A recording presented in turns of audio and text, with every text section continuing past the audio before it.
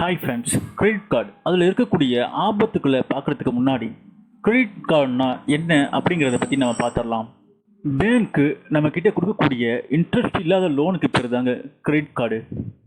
ஆனால் அதுக்கு லிமிட்ஸும் கண்டிஷன்ஸும் இருக்குது. ஒவ்வொருவருடைய வருமானத்துக்கு தகுந்த மாதிரி கிரெடிட் லிமிட் கொடுப்பாங்க.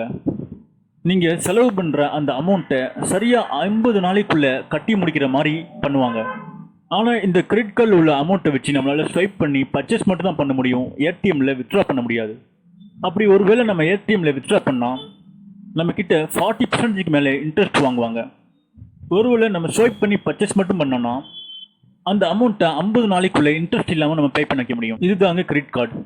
இது மேலோட்டமாக பார்க்குறதுக்கு ரொம்ப நல்லது மாதிரி தெரியுது. பேங்க்ஸ் நமக்கு இன்ட்ரெஸ்டே இல்லாமல் கடன் கொடுக்குற மாதிரி தெரியுது. நம்முடைய செலவுகளுக்கு இது பெரிதும் உதவுது. ஆனால் இதில் இருக்கக்கூடிய பிரச்சனைகள் என்னங்கிறத பார்க்கணும். பேங்க்ஸ் எதுக்காக நமக்கு கிரெடிட் கார்டு கொடுக்குறாங்கன்னா 50 நாளைக்குள்ளே இன்ட்ரெஸ்ட் இல்லாமல் ஒரு லோன் நமக்கு கொடுக்கணுங்கிறது அவங்களோட நோக்கம் கிடையாது. கவனக்குறைவாக பொறுப்பில்லாமல் இருக்கக்கூடிய மக்கள் இந்த உலகத்தில் ரொம்ப அதிகம்.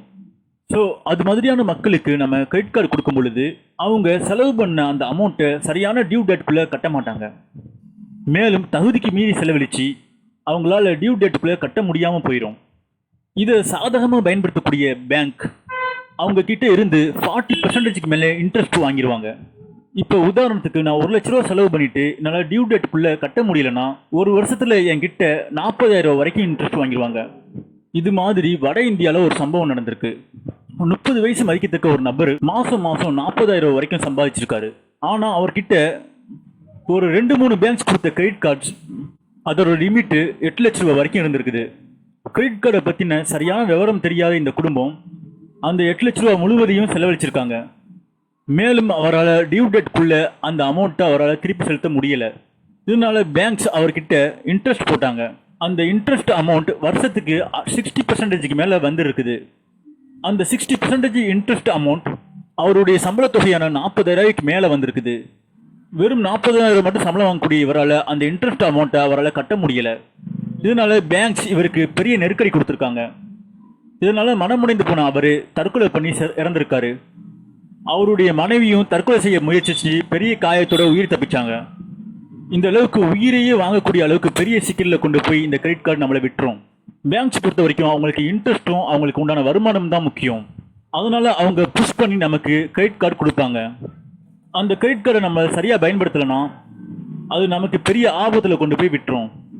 நம்மக்கிட்ட கிரெடிட் கார்டு கையில் இருந்துச்சுன்னா எக்ஸ்ட்ரா செலவுகள் அதிகமாக பண்ணுவோம். நம்முடைய செலவுகளை நம்ம கண்ட்ரோல் பண்ணுறதுக்கு ரொம்ப கஷ்டமாயிரும். அதனால ஒரு பக்கம் நம்மளால் காசும் சேமிக்க முடியாது, இன்னொரு பக்கம் இன்ட்ரெஸ்ட் பில்ஸ்னே நமக்கு சம்பளம் போயிடும். அதனால காலம் முழுவதும் நம்ம இன்ட்ரெஸ்ட்டுக்காகவும் கிரெடிட் கார்டு பில்ஸுக்காகவும் நம்ம உழைக்க வேண்டியது வரும். இது மாதிரியான ஒரு மாய வளையத்துக்குள்ளே நம்ம மாட்டிக்கிடுவோம். அதனால பேங்க்ஸ்க்கு நல்ல லாபம் பார்ப்பாங்க. கிரெடிட் கார்ட்ஸ்னால யாருக்கு நன்மைன்னு பார்த்தீங்கன்னா பிஸ்னஸ் பீப்புளுக்கு மட்டும்தான். ஏன்னா அவங்க அந்த காசை ஒரு லாபத்துக்காக பயன்படுத்துவாங்க.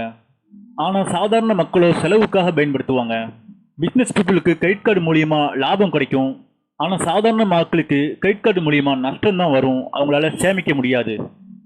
அதனால ஒரு நிறுவனத்தில் வேலை செஞ்சு சம்பளத்தை மட்டுமே நம்பி தன்னுடைய வாழ்க்கையை ஓட்டக்கூடிய சாதாரண மக்கள் கிரெடிட் கார்டு வாங்காமல் இருந்தாங்கன்னா ரொம்ப நல்லது. அவங்களால அவங்களுடைய சம்பளத்தை சேமிக்க முடியும்.